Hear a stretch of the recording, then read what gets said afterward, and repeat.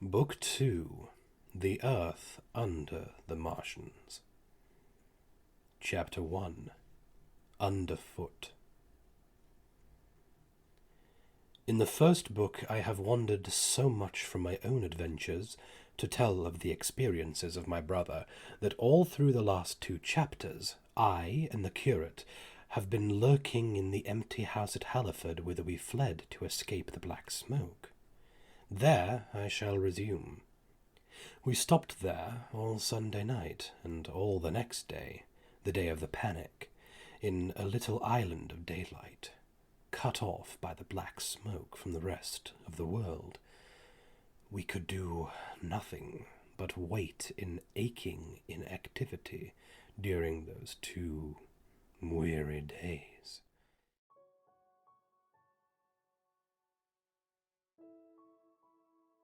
My mind was occupied by anxiety for my wife. I figured her at Leatherhead, terrified, in danger, mourning me already as a dead man. I paced the rooms and cried aloud when I thought of how I was cut off from her, of all that might happen to her in my absence. My cousin, I knew, was brave enough for any emergency, but he was not the sort of man to realize danger quickly, to rise promptly. What was needed now was not bravery, but circumspection. My only consolation was to believe that the Martians were moving Londonward and away from her.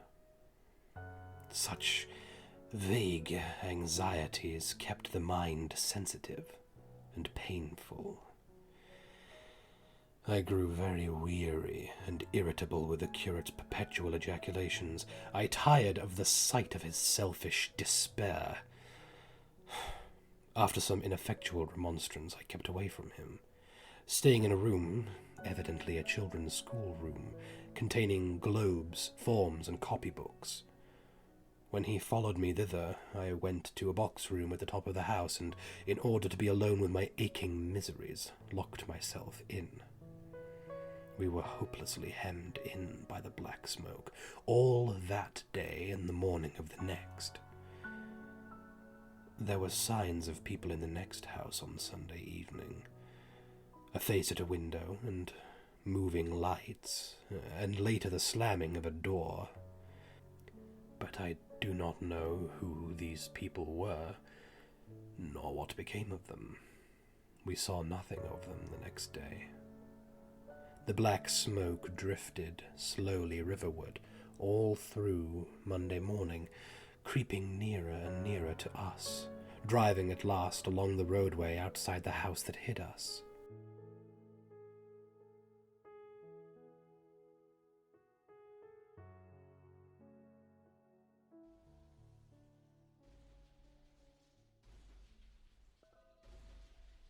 A Martian came across the fields about midday, laying the stuff with a jet of superheated steam that hissed against the walls, smashed all the windows it touched, and scalded the curate's hand as he fled out of the front room.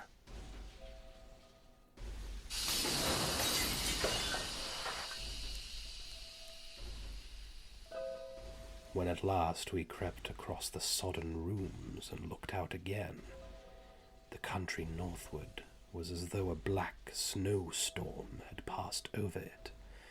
Looking towards the river, we were astonished to see an unaccountable redness mingling with the black of the scorched meadows. For a time we did not see how this change affected our position, save that we were relieved of our fear of the black smoke. But later I perceived that we were no longer hemmed in, that we might now get away. So soon as I realized that the way of escape was open, my dream of action returned. But the curate was lethargic, unreasonable. "We're safe here," he repeated. "Safe here." I resolved to leave him. Would that I had.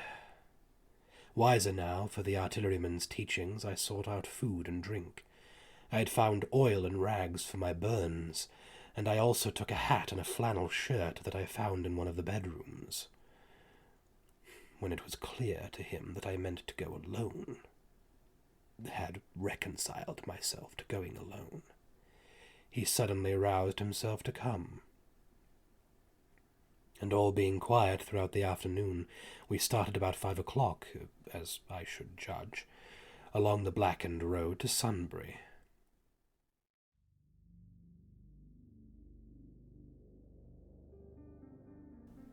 In Sunbury, and at intervals along the road, were dead bodies, lying in contorted attitudes, horses as well as men, overturned carts and luggage, all thickly covered with black dust. That pall of cindery powder made me think of what I had read of the destruction of Pompeii. We got to Hampton Court without misadventure, our minds full of strange and unfamiliar appearances. And at Hampton Court our eyes were relieved to find a patch of green that had escaped the suffocating drift. We went through Bushy Park, with its deer going to and fro under the chestnuts, and some men and women hurrying in the distance towards Hampton, and so we came to Twickenham. These were the first people we saw. Away across the roads, the woods beyond Ham and Petersham were still afire. Twickenham was uninjured by either heat ray or black smoke, and there were more people about here, though none could give us news. For the most part, they were like ourselves, taking advantage of a lull to shift their quarters. I have an impression that many of the houses here were still occupied by scared inhabitants, too frightened even for flight. Here, too, the evidence of a hasty rout was abundant along the road. I remember most vividly 3 smashed bicycles in a heap, pounded into the road by the wheels of subsequent carts. We crossed Richmond Bridge about 8:30. We hurried across the exposed bridge, of course, but I noticed floating down the stream a number of red masses, some many feet across. I did not know what these were. There was no time for scrutiny, and I put a more horrible interpretation on them than they deserved. Here and there on the Surrey side were black dust that had once been smoke, and dead bodies, a heap near the approach to the station. But we had no glimpse of the Martians until we were some way towards Barnes. We saw in the blackened distance a group of 3 people running down a side street towards the river, but otherwise it seemed deserted. Up the hill, Richmond town was burning briskly. Outside the town of Richmond there was no trace of the black smoke. Then suddenly, as we approached Kew, a number of people came running, and the upper works of a fighting machine loomed in sight over the housetops, not 100 yards away from us. We stood aghast at our danger, and had the Martian looked down, we must immediately have perished. We were so terrified that we dared not go on, but turned aside and hid in a shed in a garden.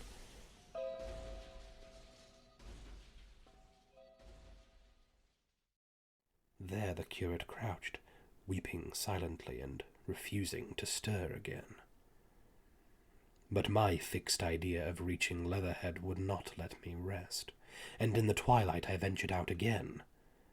I went through a shrubbery and along a passage besides a big house, standing in its own grounds, and so emerged upon the road towards Kew. The curate I left in the shed, but he came hurrying after me. That second start was the most foolhardy thing I ever did, for it was manifest the Martians were about us. No sooner had the curate overtaken me than we saw either the same fighting machine we had seen before, or another, far away across the meadows in the direction of Kew Lodge.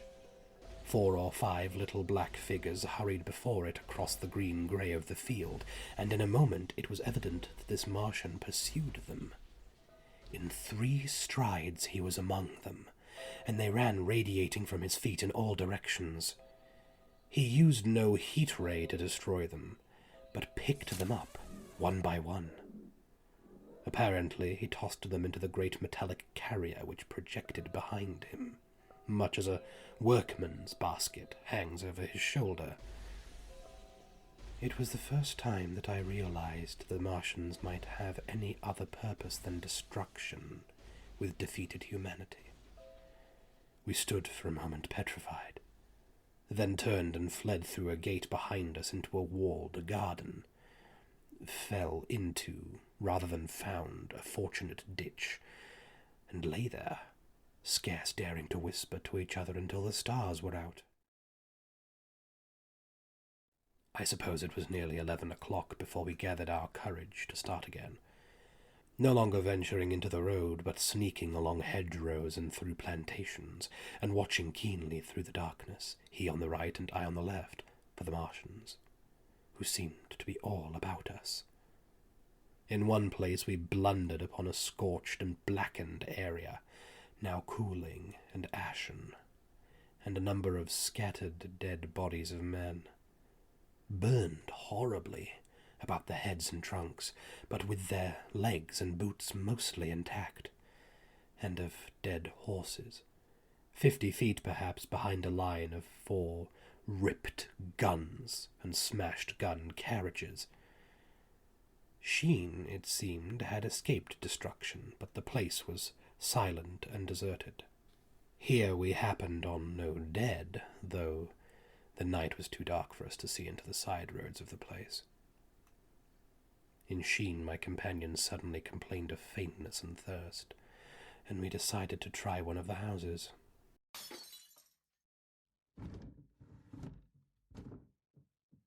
The first house we entered, after a little difficulty with the window, was a small semi-detached villa, and I found nothing eatable left in the place but some mouldy cheese. There was, however, water to drink, and I took a hatchet, which promised to be useful in our next housebreaking. We then crossed into a place where the road turns towards Mortlake.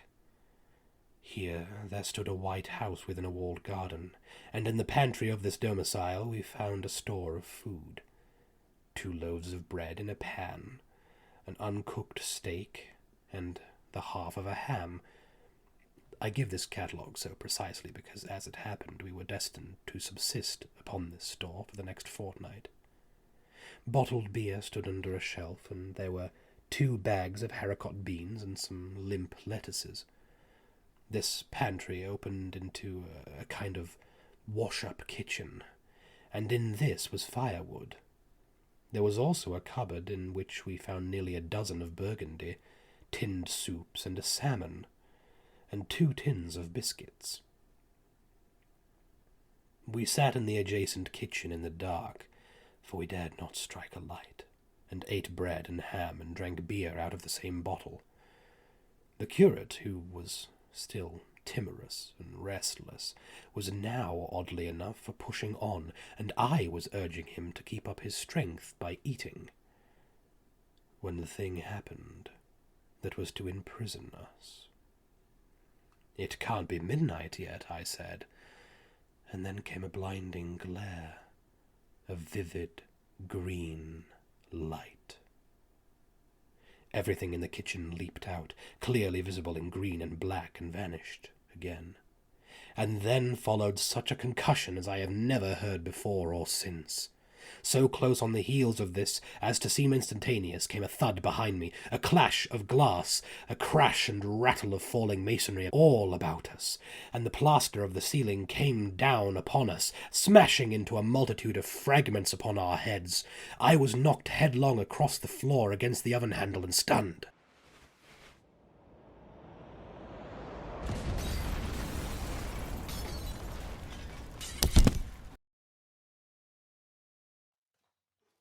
I was insensible for a long time, the curate told me, and when I came to, we were in darkness again. and he, with a face wet, as I found afterwards, with blood from a cut forehead, was dabbing water over me. For some time I could not recollect what had happened. Then things came to me slowly. A bruise on my temple asserted itself. "Are you better?" asked the curate in a whisper. At last I answered him, and I sat up. "Don't move," he said. "The floor is covered with smashed crockery from the dresser. You can't possibly move without making a noise. And I fancy they are outside." We both sat quite silent, so that we could scarcely hear each other breathing. Everything seemed deadly still. But once something near us, some plaster or broken brickwork, slid down with a rumbling sound.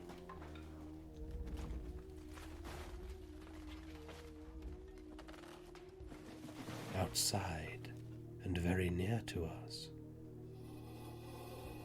was an intermittent metallic rattle. "That," said the curate, when presently it happened again. "Yes," I said, "but what is it?" "A Martian," said the curate. I listened again.